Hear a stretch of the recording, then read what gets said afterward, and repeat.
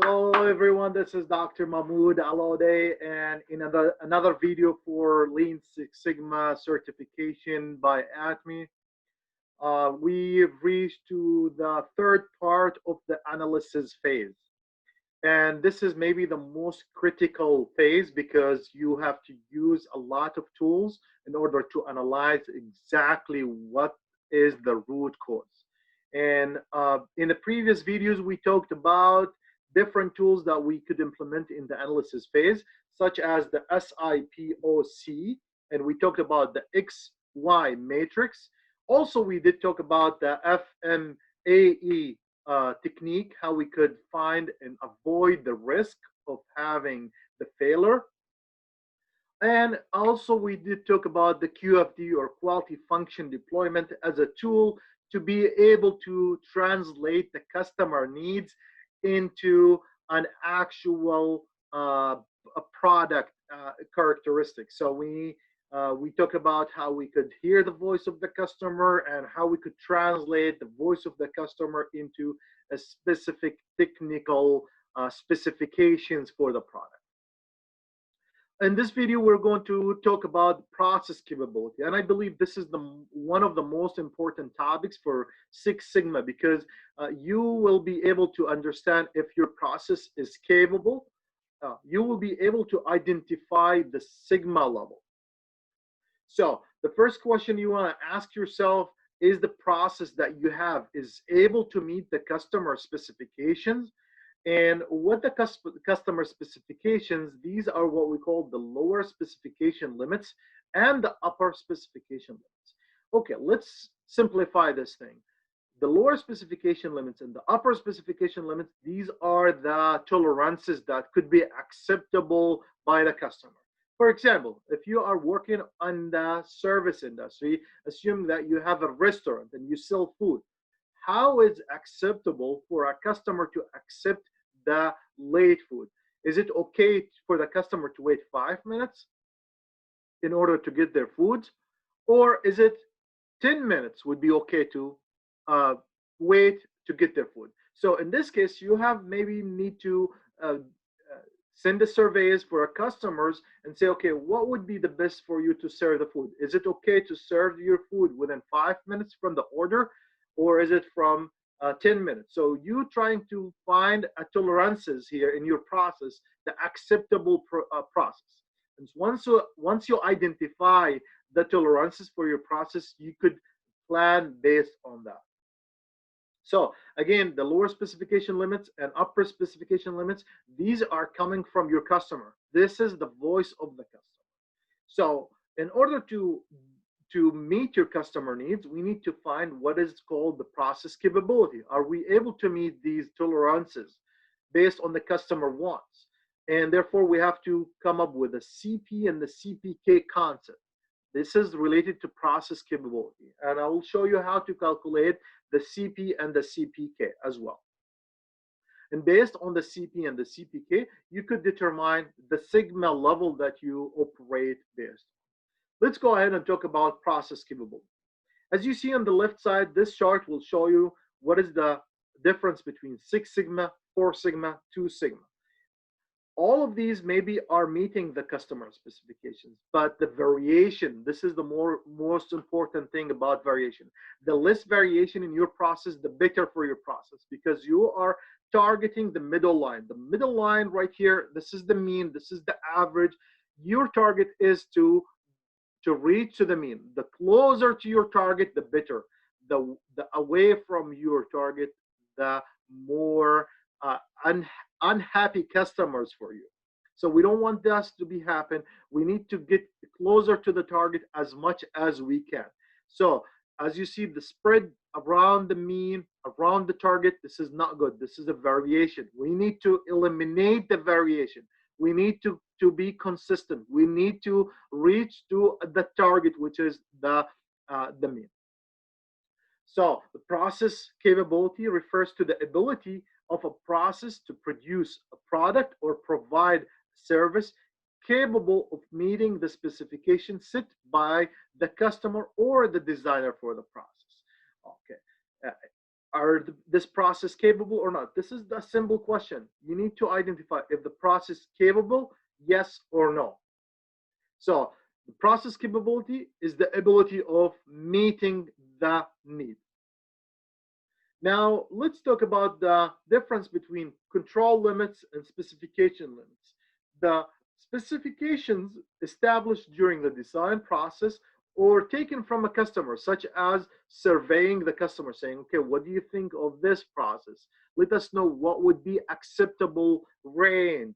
And this specification can be considered the voice of the customer. However, the control limits are that's the voice of the process. These are the center line represent when you create a flow a control chart, you will have to have the center line, and the R and S chart limits represent the variation that exists in the process. Control limits are prediction of the variation that process will exhibit in the near future. However, the difference between the specification and control limits is the specification relay wishes. These are what the customer wish. However, the control limits, it's actual the real situation for what the process is capable of. Again, one more time, the specification, it's the voice of the customer, it's what the customer wish. The control limits is the voice of the process, what the process is capable of providing. The center line, when you create the control chart, the center line, that's the target. The upper limit and lower control limits, these are the variation in the process. The control limits are the real thing, what is the process is capable, but the specification, it's given by the customer, it's the wish of the customer. In the variation topic, as I mentioned, that our goal as quality engineers or quality managers, what we need to do in order to have a high quality product or providing high quality service, we need to reduce the variation. And we know the outcome for any process may vary, but something we could say it's a common cause variation or a random cause variation. It is the common for specification limits to be defined. So this is number one. It is defined. So there's no way you could calculate the specification limits. It is defined. If the measured output of the process exceed the specification limits, the process called failed. This is what we don't need to happen. We need to eliminate that. Okay, so you set the specification, you have the tolerances, you talk to the customer, you say, well, I could accept my food to come between 5 and 7 minutes. If you did not meet that specification, if you did not, if you have not reached to the goal, that means that you failed in achieving the customer needs. The result of most processes will vary around the center value. This is the normal. This is the target. We need to have this. The capability of the process is the spread, the result around this value. So the spread around the target value, this is what would be the capability of the process. With a high capability occurring when the process result grouped closely around the mean, around the target. Again, what we need to do, we need to reduce the variation. Once we reduce the variation, that will give you a values closer to the mean, to the target. In this case, you will be able to achieve higher customer satisfaction. The most common measure of this spread is the standard deviation. Okay, now how we could measure the spread around the mean, that through the standard deviation, or what we call the sigma. So the sigma word coming from the standard deviation of the process. And the process capability may be defined as the range between three standard deviations. Okay, now we're coming into the calculation part of the process capability, how we could calculate the process capability. The process capability, it's defined as the range between the three standard deviation on either side of the average. We'll take more examples. Don't worry, we'll let you know how you could calculate these specification limits or the process capability. Again, the specification limits, it's given to you, it's not calculated. Let's take a look into these two charts. One is out of control with the control charts. As you see, the dashed lines here, these are the control limits, the upper control limits and the lower control limits. However, this process is still within the specification, is still within the customer needs. So maybe from the customer perspective, it will be acceptable. However, in the long term, this would be exceeding the specification limits, and there should be an action to be taken right now in order to fix this issue. You're moving away from the target. This is not what we need. We need values closer to the target. On the right side, lower right side, you will see a process where it is out of specification. However, this specification, however, this process is still within the control. Let's look into the dashed line. These are the control. This is the voice of the process, the upper control limit and the lower control limit. But however, we're not receiving a value, the target value. We're not providing a value for the customer. This is not what the customer. You have a great process. It's still within control, but this is not what the customer wants. Specifications are often defined separately from the process that is being measured and without a great deal of consideration of how easily the process can meet them. Specification limits the allowable spread of the individuals are compared with the spread of the process to determine how capable the process is of meeting the specification. Again, we're talking about comparing what the customer wants with the process capability. We need to keep in mind that the target for us is the average, and the spread around the average. This is what we call it the standard, or we call the sigma, or what is called the standard deviation. It could be measured by using the standard deviation. All right, here's more examples. I'm going to give you more examples in order to understand what the process capability concept is. A common process capability measure is called the CP, or process capability index. This is when you hear about the CP, this is the process capability index. This indicates how well the process distribution fits within the specification limits, and it's simply the ratio of the specification width to the variation width.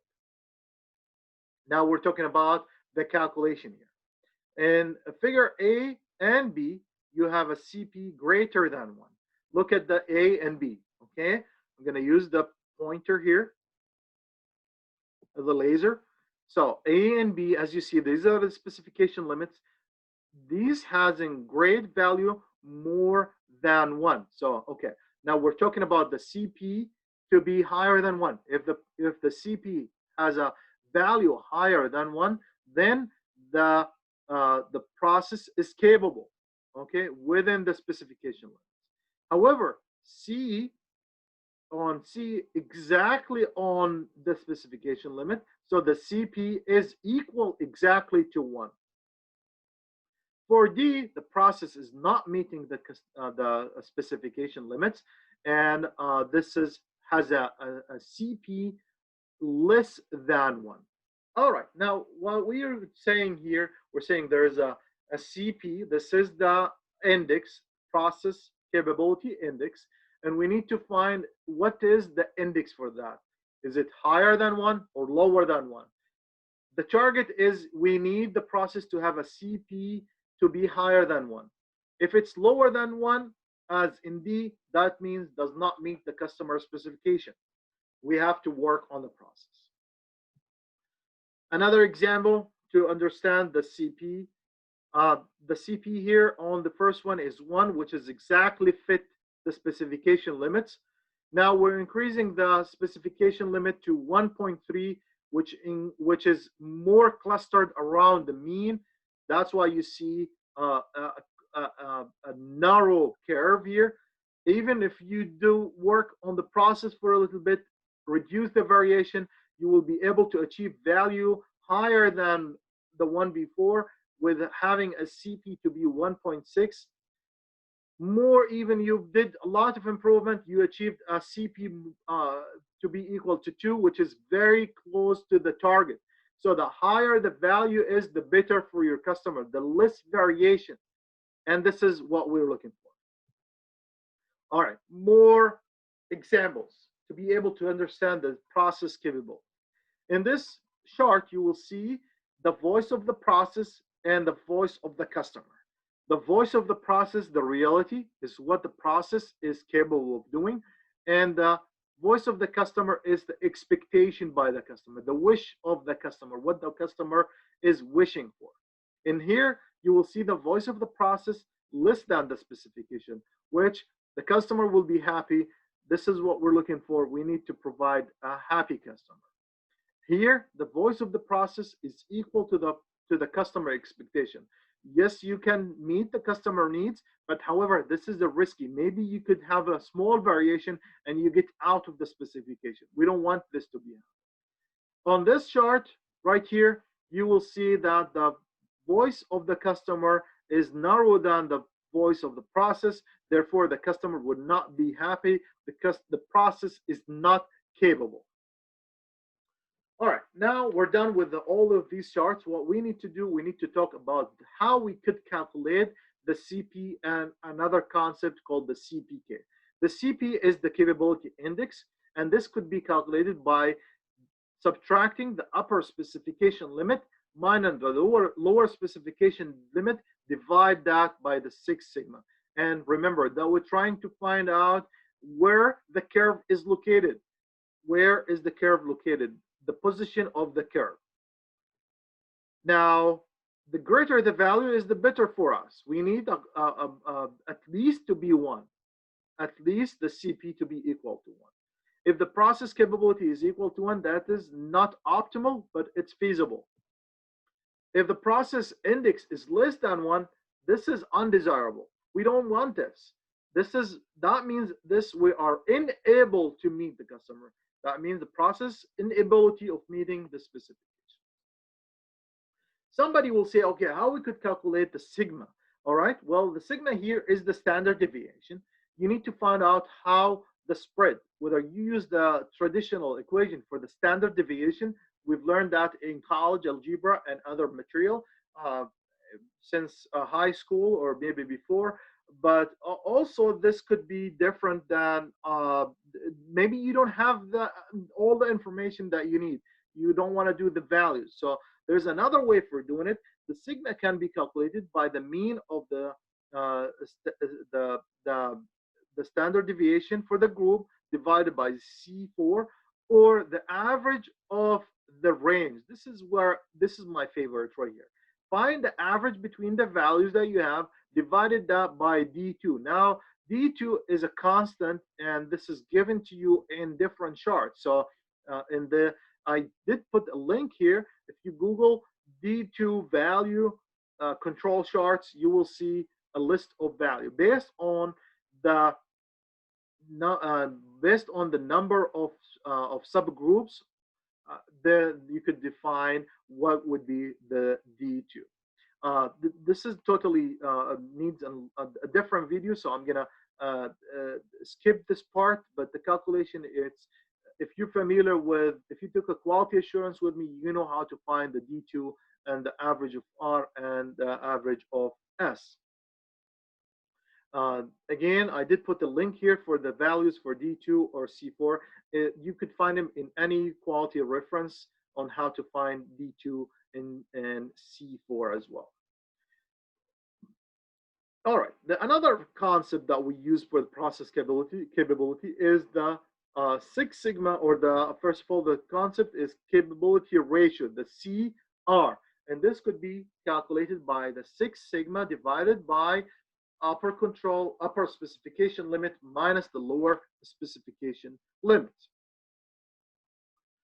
The capability ratio less than 1 is the most desirable situation. The larger the ratio, the less capable the process is of meeting the specification.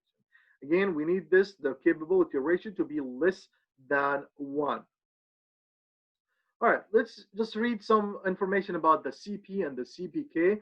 The problem with the CP is that it does not take into account how well the process is distribution. The process distribution is centered within its limits. So you could have a CP and this, but we did not consider the center of the process, where it is located. The solution for that is a second measure. So these are comes together. So you can't say a process, you cannot do a process capability without having the two parameters, the CP and the CPK.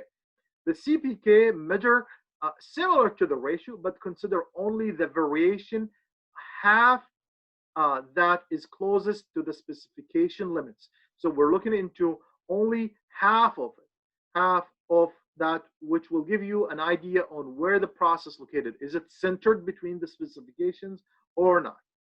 The CP and the CPK taken together give a measure of both the potential and centering of the process distribution within the specification limits. In order to find the specification, the CPK, we have to apply this equation. The equation will tell you the upper specification limit. You take the minimum between these two values. Which one is the minimum? Upper specification limit minus the average divided by the 3 sigma, or the average minus the lower specification limit divided by 3 sigma. Again, this is taking half of the specification limits in order to find out if it's if the process is capable or not. All right, let's take a look into this. This will give you an idea on what the CP and the CPK. So assuming that you have this distribution, the CP and the CPK, CP would be A divided by B. And as you see, this is give you a 3 value, which is very, very capable. Now for the CPK, we're looking into half of that. We're not looking into the whole 6 sigma. We're looking into half of the specification limit. So C, which is half of the distribution from the lower specification to the target, the average. Here's the C right here between the average and the lower specification divided by half B. Half B is the half of the distribution. Half of the distribution. When the process distribution is centered within the limit, the CP and the CPK are equal. So now, if the process is centered, then the CP and the CPK should be equal. Once you calculate the CP and the CPK and you find a value to be equal, that would be the process is capable and the process is centered. You might have a process is centered but not capable. You might have the process is capable but not centered. So your target is to have a CP and CPE and CPQ to be equal. You have to have these to be more than 1. In this case, the CP is 3, the CPK is 1.2. So in this case, these are not equal to each other. So the process is not centered. However, yes, the process is capable. The process is capable. What we need to do here, in order to make the process centered, we have to move the target from here, the mid of the curve, move it somewhere in here to be able to have a centered and capable process. All right. This table will summarize what the CP and the CPK are and how you interpret the CP and the CPK. So if you have a CPK less than 1, this is incapable. Between 1 and 3, this is capable. You don't need to do anything, do nothing, or some process improvement. The greater than 3, this is very capable. Do nothing or reduce specification limits. Sometimes you're asking for a huge specification limits. You could reduce that. No inspection necessary. But where you need that action to be taken, when you have a CPK less than 1. So this is improved by reducing common cause variation in the process and use 100% inspection.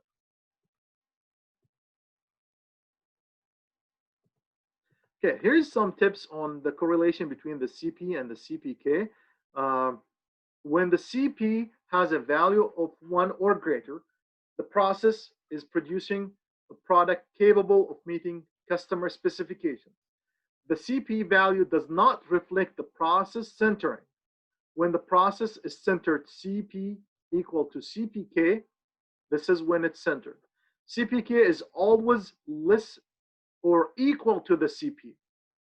When CP is greater than or equal to 1 and the CPK has a value of 1 or more, it indicates the process is producing product that confirms the specification. So yes, it does meet the specification limits. When CPK has a value less than 1, it indicates the process producing a product that does not conform to specification. So the customer would not be happy. A CP value with less than 1 indicates the process is not capable. A CPK value of 0 indicates the process average is equal to 1 of the specification limits.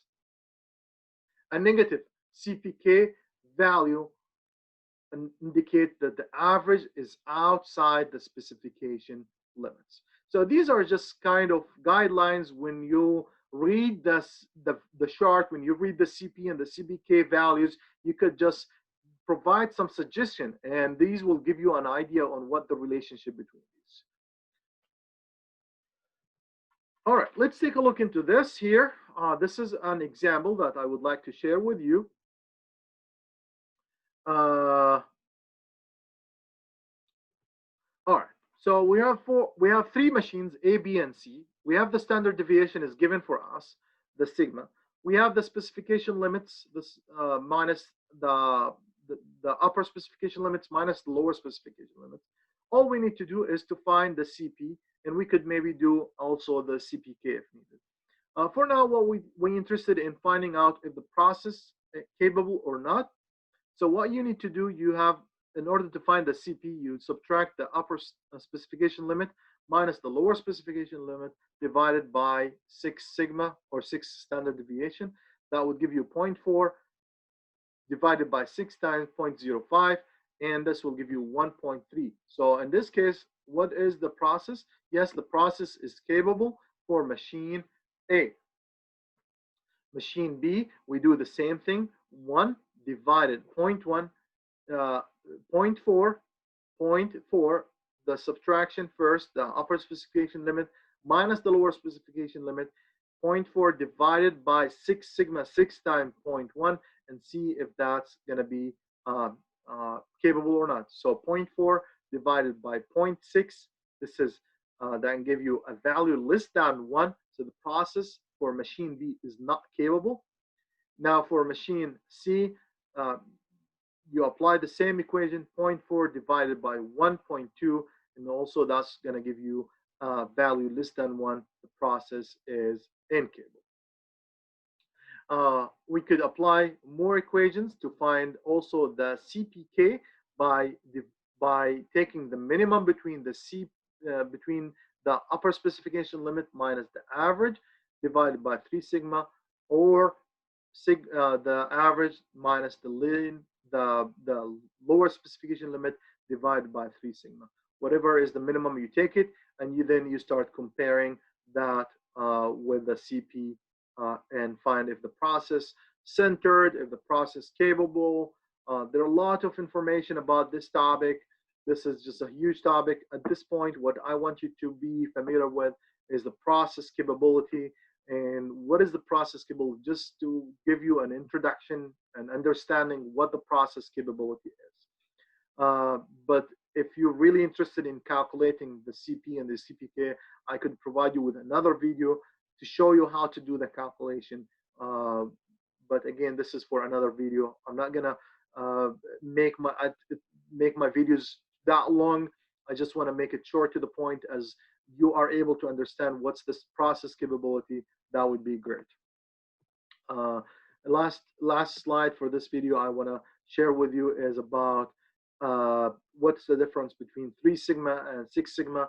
Again, the 6 sigma is having a 3.4 defects per million parts, and however, the 3 sigma will give you more than the 2600 defects per million parts, which is extremely different between between the Six Sigma, and this coming from Motorola, uh, just to show their importance of, of of creating and developing a high quality products.